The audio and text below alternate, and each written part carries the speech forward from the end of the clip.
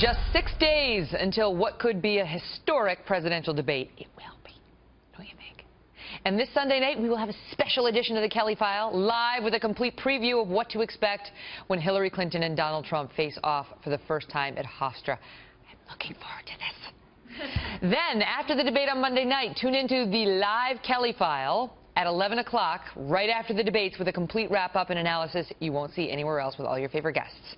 And here's why we think it's going to be such a big deal. In just the last week, Larry Sabato of the University of Virginia made some major changes to his otherwise unchangeable prediction map, which he hasn't touched in months, moving 12 states over further to the right, including 2 outright flips. Ohio and Iowa went from leaning Democrat to leaning Republican. Joining me now, Larry Sabato, who's got to be exhausted at this point. He's a director of the UVA Center for Politics. So that's huge, 12 states. You haven't moved anything in that map, and now it's a whole new ballgame. And here's why, Megan. We were led by the data to do this.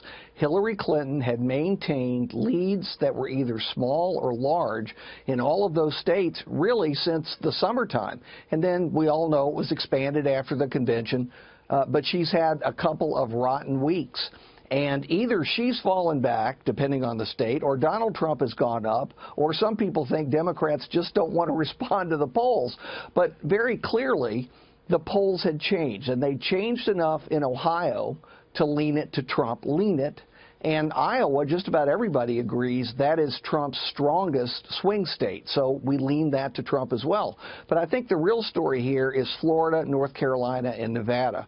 In all of those states, you've either had very contradictory polls or polls that were dead tied, and so toss-up is the right rating for them.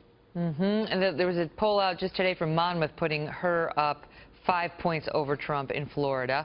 But that's, they've been all over the place. Now, one thing we read this week was that the polls taken this week show she's doing better than she was doing last week. And so you tell me, whether that means she's rebounding, she's steadying the ship, or what it means. I think probably it's returning to the prior norm, except for one big thing, Megan, that you mentioned in this segment.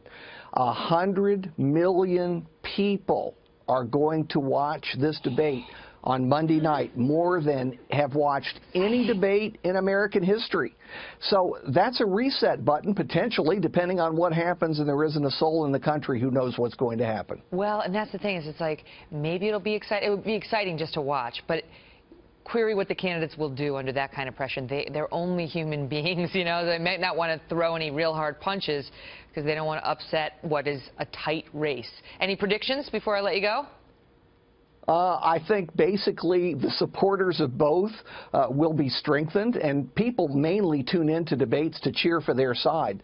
But never, ever underestimate the power of any candidate to commit a terrible gaffe that does cause the numbers to shift. Well, that's kind of why we watch. It's like, watching the ice skating at the Olympics. What? That isn't nice. Great to see you, Larry. Well, thanks, Megan. Joining us now with more Trump